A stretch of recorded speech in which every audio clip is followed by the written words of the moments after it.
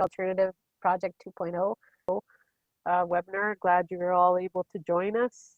For those of you that don't know me, I'm the Indigenous Liaison for the Herbicide Alternative Project, and I'm working with the Canadian Wood Fiber Centre and with the Great Lakes Forestry Centre. I'll just introduce you to Nelson Tifo, and he will do a quick summary of the project and a quick little introduction of who he is. Go ahead. Okay, thank you, Isabel. So hi everyone, my name is Nelson Tifo. I'm a research scientist with the Canadian Wood Fiber Centre of Natural Resources Canada, and I'm really happy to see you all connected here today for this webinar that we all under the HAP 2.0 initiative. So HAP, or the Herbicide Alternative Program, was initiated by TAMBAC, which is now called RIAM, around 10 years ago through discussions with Northeastern Ontario First Nations communities and organizations about the use of herbicides in forestry. So the engagement took the form of a program whose goal was to develop and implement a strategy to regenerate forests using alternatives to the application of chemical herbicides. So now, being in its second phase, the initiative is led by RIAM, also by Wakatoan GP, and in collaboration with the Ontario Ministry of Natural Resources and Forests and many First Nations communities. Natural Resources Canada have had the privilege of being invited to collaborate to HAP, and we do so notably through funding that we were able to get from the Innovation Fund of Natural Resources Canada. So thanks again for your interest and connecting, and I'm really looking forward to hear Kara talk to us today. So Isabel, back to you.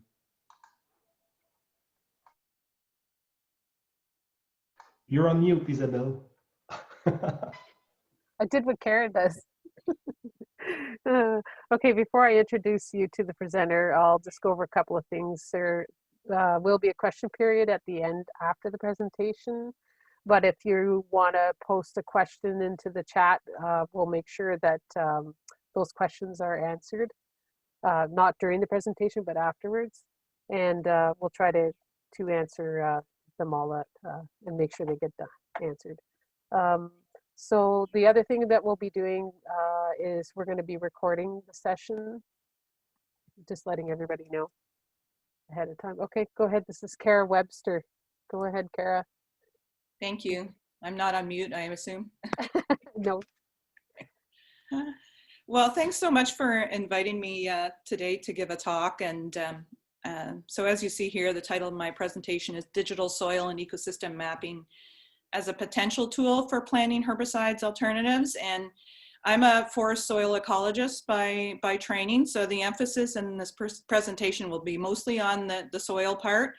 I am going to touch a little bit on the ecosystem mapping part. I am not a herbicide. I'm not a herbicide expert or a vegetation competition expert, but I just want to sort of set up some ideas that might be relevant to the HAP program.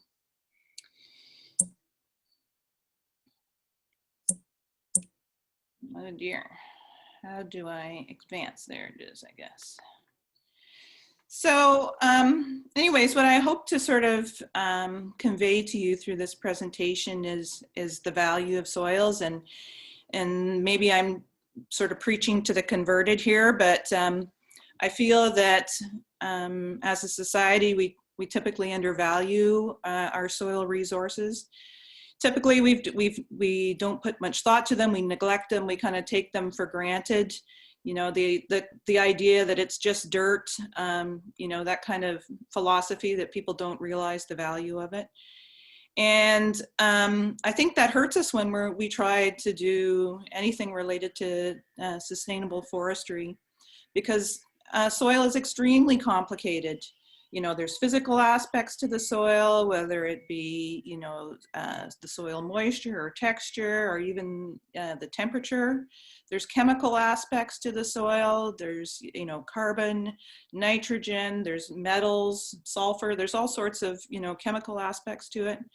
But there's also the biological aspects to the soil. And, you know, maybe we often think about worms or insects or the, you know, little rodents that burrow into the soil, but there's also, you know, a vast array of microorganisms that also live in the soil, the bacteria and fungi.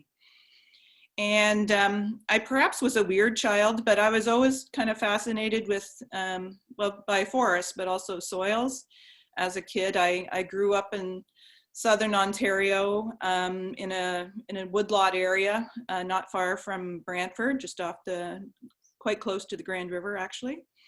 And so I spent a lot of my childhood wandering around the woods, and I would often take a shovel with me, and it wasn't to do soil pits to look at the chemistry that I kind of do now, but you know, at that age, I was always fascinated with, you know, trying to make tunnels and try to find buried treasure. But you know, those early you know, interactions with soil and the wilderness really shaped who I am today. So just a little interesting tidbit about me from my past. So there's many, you know, important roles that soil play in our environment. And can you see my pointer on here? Yes. Yes. Okay, great. So at the top here, you know, you can think of soil as kind of, you know, nature's ultimate recycler. You know, you add dead stuff, whether it be, you know, branches or leaves or dead bodies, whatever you want to throw in there, and eventually it gets converted back to carbon and other nutrients. But there's other important roles in terms of moderating the interaction with the energy environment, with the atmosphere, you know, creating weather systems, you know, habitat, as we talked about, not just only for, you know, creatures that you can see, but also for those microorganisms. You know, we build on soil. You know, we forget that without soil, it would be difficult to, you know, to put our houses somewhere, you know. And another key role that I think we often forget about is the role that soil plays in filtering our water. Being a good source, forest soils are a huge important source of a high quantity of clean water, something that I think we often forget, the role that soil plays in water. And then finally, you know, the role that soil plays in plant growth, not only for a medium for the plants to root, but also for the nutrients to grow. So, so as you can imagine, you know, sort of my philosophy is that if we have better knowledge about how soil varies across our landscape, then we will be better able to practice sustainable forest management. So, why do soils vary? Well, soils are produced from many different factors, and this concept was first started by Yenny in 1941, and he proposed that these were the main factors that were involved in soil formation. So up here we have parent material, and that just, you know, means what type of bedrock is beneath us, whether it's like a granite or whether it's a limestone. That determines the type of soil that we can have. Another big one is relief or topography, which controls movement of water and erosion. And as we've mentioned several times already, that role that organisms play in breaking down organic matter and material within the soil. And then, of course, what type of climate we have. Wetter climates produce different soils than drier climates. And of course, soil processes occur over long periods of time, so time is important in determining the soil conditions. So I guess hopefully I've convinced you by now that soils are complex, and so they're also challenging to map. A lot of our existing maps that we have are quite coarse, and you can see on that top right map of Ontario, these are sort of the broad general soil orders. Obviously that's not very helpful in sort of site level prediction of soils. But the other issue is that they're not easily remotely sensed. So because they're often covered in northern Ontario because of trees, we can't easily see the surface of the soil. And obviously there's layers to the soil, so you can't see into the soil. So that makes it more difficult to map as well. So historically, what's been done is that soils have been inferred from landscape positions and vegetation associations as well.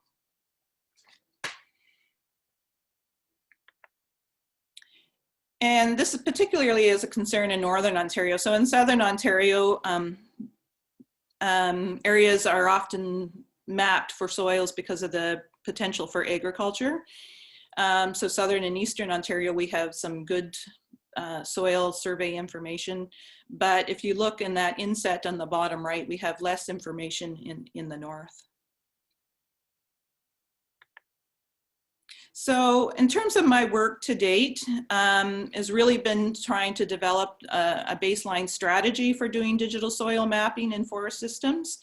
And to do this, to do this in sort of a consistent and standardized approach so that we can use it in multiple different geography or places. And as part of that strategy, to develop a toolbox so that we can get more people doing digital soil mapping. And as part of that work, actually the paper just recently was published. Because of COVID, it was took a delay, but it is now officially published, and so I've included the citation down below. And as part of this initial work, we're developing kind of a workflow of steps that you need to take in order to undertake a digital soil mapping project. And it uses open access software like R and Saga so that you don't have to invest in specialized software. And that's the sort of the basic framework to how the philosophy behind the mapping work that we've been doing. So what really is digital soil mapping? It's kind of a fancy word, but in reality is kind of a straightforward principle. Is essentially it's the process of combining the field-based soil information. So here's an example of plots on a particular landscape, and relating that to different environmental layers that are related to those soil forming factors. So that can be topography or bedrock geology or surficial geology, climate, etc. And so our toolbox essentially is this little guy down here, our machine learner, who allows you to use a variety of different computer algorithms to map those, to make those connections between point data and the surfaces. And as part of this process, it tries multiple different models, and then there's an approach in which you can determine which is the best map for your situation. As I mentioned previously, topography or relief is a very important variable that controls soil, particularly at local scales. And you can use, basic information about elevation from a topographic map, but there are all sorts of other topographic information that you can derive from these maps, like slope or aspect or curvature. And then there's other types of indices that have been created over time that can be used as well. So even though topography is kind of one element, there's all sorts of different information within the topography. So in order to undertake digital soil mapping, there are some key challenges. You can tell that during the pandemic, I haven't been talking to anybody because once I start talking, I get a dry throat, so please bear with me. So the first is having high quality and georeference, so meaning having an accurate location to soils information. And what we were able to do was we were to use existing collections of soil information in our study, because soil collections in and of themselves are very expensive and time consuming. So you need to take advantage of existing soil data sets. And and different soil data sets can contain different information. So some data sets can have information about certain properties and not other properties. So depending on what the purpose of your digital soil mapping project is, it may determine what data sources are best. And I guess the other point that I'd like to make here is that if you are going to go out and do some field-based measurements, whether it be related to biodiversity or trees or whatever, that it's always valuable to people like us that if you can collect soils information, that is also helpful. So that's sort of the one key challenge. And then the second kind of key challenge has been related to the availability of high resolution topographic maps. And we refer to these as DEMs, or digital elevation models. I'll probably use the terms interchangeably. So if you hear me say DEM, that's what I'm referring to. And until recently, access to high resolution DEMs has been very limited, particularly in Northern Ontario. But now that the province is rolling out collection of LiDAR, which is a specific type of method of collecting digital elevations, now that they've started to roll out LiDAR acquisitions across the north, I think that this will be a problem that can be avoided in the future. We're going to be able to see high resolution maps throughout the north. And of course, these LiDAR products also can give you all sorts of other important information that's related to forest resource inventory as well.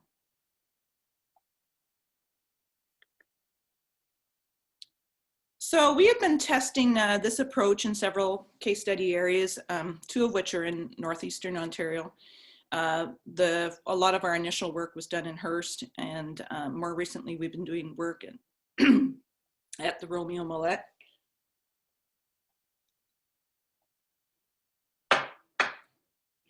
And I would like to acknowledge that this work has been done on the Robinson Huron and Treaty Number 9 territory, the traditional territories of several First Nation communities in the area.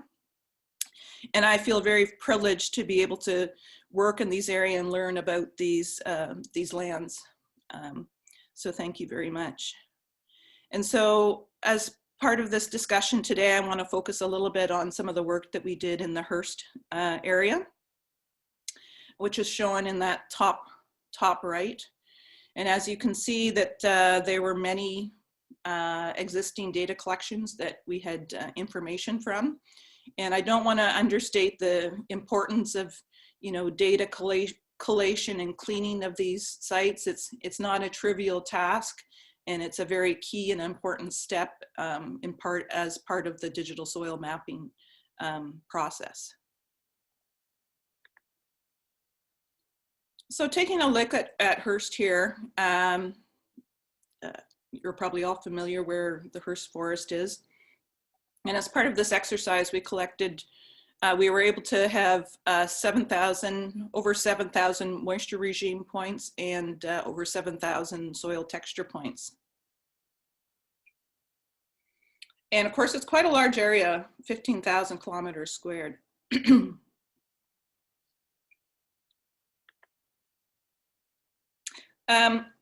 So after running it through our workflow, we were able to come up with, so our focus was on soil texture and soil moisture regime.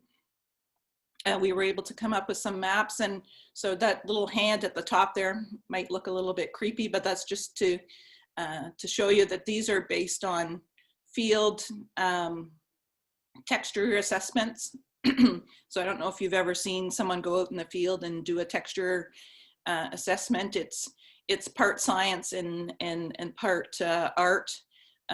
So it's not the same as taking the soil into the lab and doing a soil texture analysis.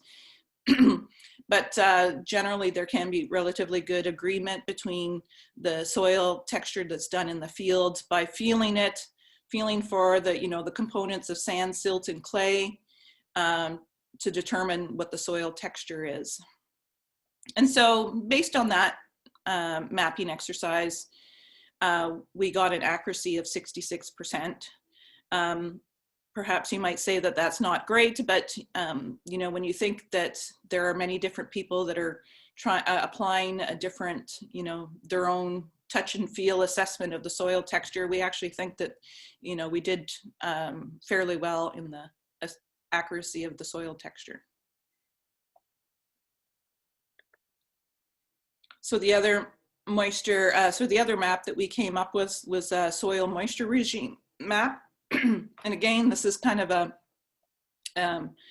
a field-based determination of soil moisture. So it's not actually collecting soil and weighing it after drying it to figure out the mass of the moisture that's in it. It's based on some set of observations in the field, including modeling and glaying, which is that figure up on the top right there. The glaying and modeling show where there's water, where the water table lies in the soil horizon, and whether that soil horizon, whether that water table is there permanently or fluctuates over time. So in this case, we had various different categories of that soil moisture regime. And again, we did sort of mid-60s in terms of accuracy of the soil moisture map.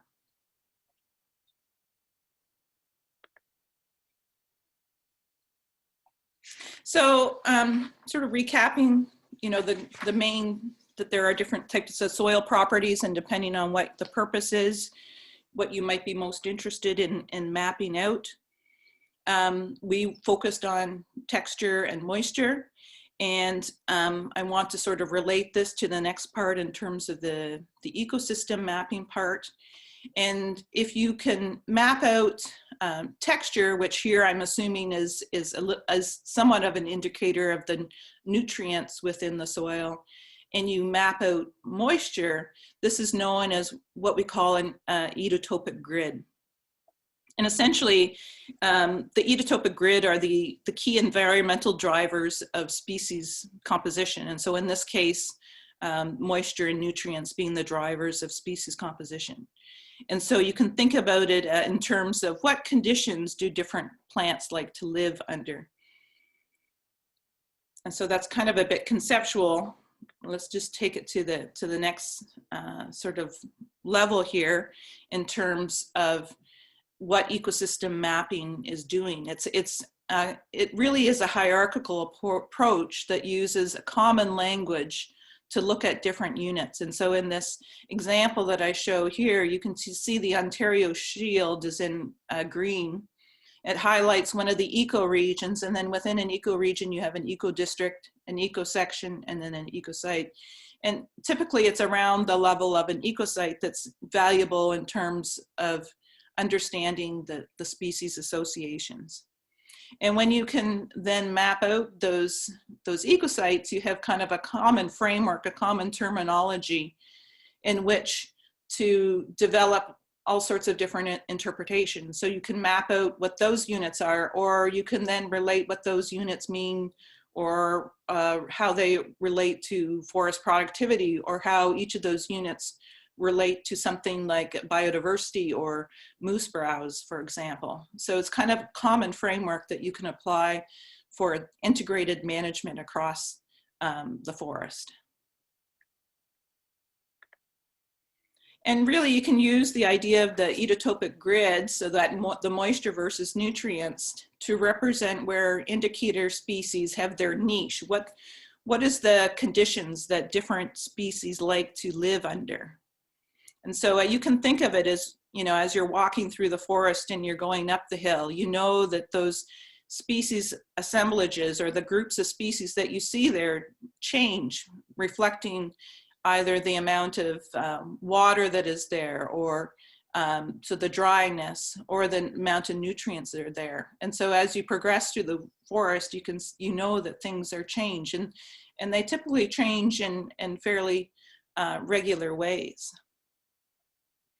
And so you can take this picture of what you might see when you're out walking, and then relate it to what it would look like in sort of this graphic format of where you've got soil nutrient regime from poor to rich versus soil moisture regime from dry to wet. And you can think of the different species and think in your head as you're going through the woods, and what would you see if you're in sort of a dry area where there's very few nutrients. And this is where you might see things like lichen and bearberry, where of course as you're going down and you get into that wetland area at the bottom of the slope, you're going to find things like sphagnum moss and leatherleaf. So this is kind of the, taking what you would see in that forest and representing it on the moisture and nutrient gradients that are there. Of course, you'll notice that this space up in the top right is bare, and that's because it's very uncommon to find a dry location that has a rich nutrient regime. So that area is typically empty in terms of a niche space.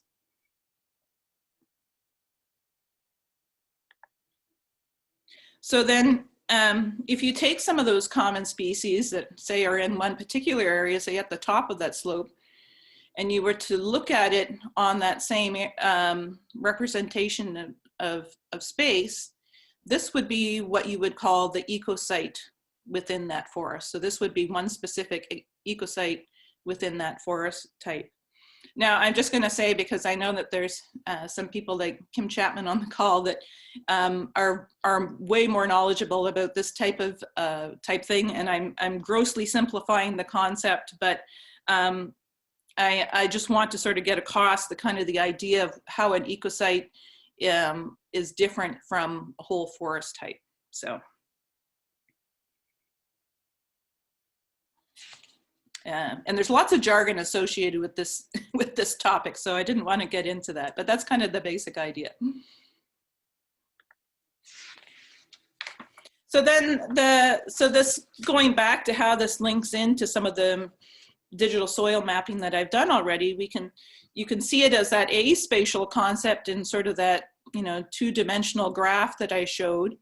But now we can take that information and then map it back out. So for example, if we take the texture map that I created from Hearst and assume that it relates to nutrient regime, and we take that moisture regime map, and using that edotopic grid of the environment, we can then sort of predict ecosites across the landscape. And so this is kind of a fundamental shift in how we look at things, because we're moving away from sort of the expert interpretation from the digital aerial photos that we do sort of in the current FRI process, which is done at a polygon scale, and to using more data-driven models that can be done at like a finer scale, like at the resolution of a pixel, which could be 5 meters, 25 meters, 30 meters, 250 meters, but much smaller than the polygon scale. So the next part of this is now relating, that idea of the ecosites and how we can use that ecosite and ecosystem mapping for assortment of different purposes. And so I've highlighted here, and I stole this nice slide from Rob Fleming, who nicely sort of summarized the different types of management that you can do and how that it can feed into it. So, whether you're looking at wildlife management or forest management or soil management, there are all sorts of uses. And as I mentioned, you're using this sort of common terminology and common approach to developing that you can use it across different applications. And so what we were interested in today is talking about how this type of approach could be used for vegetation competition and how that might inform the use of herbicide alternatives. And so this is kind of my last data slide. And so this is really the only point that I kind of mentioned vegetation competition. And as I mentioned, I'm not, this is not my area of expertise, but I just want to sort of set the stage for how maybe something like the soil and ecosystem mapping that I'm doing could be applied. And so again, here I'm showing the same, representation of moisture and nutrient regimes with the same species and then the ecosite on it. And I'm highlighting here that maybe there's a particular either ecosite or sub-ecosite location where you may need to do more vegetation control, like brushing. But maybe there are other areas where you do not, where vegetation management is not needed.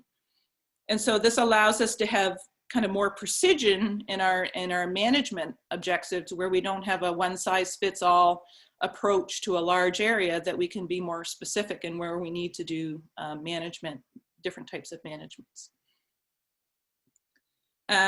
So yeah, so I'm going to leave it here. You know, the idea that this work helps inform prescriptions at a higher resolution and higher accuracy is kind of the end point of this. So we can come back to this figure if people want to comment on it or provide some suggestions, but I just wanted to acknowledge all of our partners that have provided funding over time. A lot of this work was funded by Forestry Futures Trust, and then been given data by all sorts of partners, including OMNRF, the NFI, Hearst Forest Management, TEMBAC and RIAM, and the Petawawa Research Forest. So I'll leave it at that, and I'll open it up for any questions or discussion, and I look forward to hearing any comments that people would like to provide. So thank you very much. Thank you, Kara. That was great.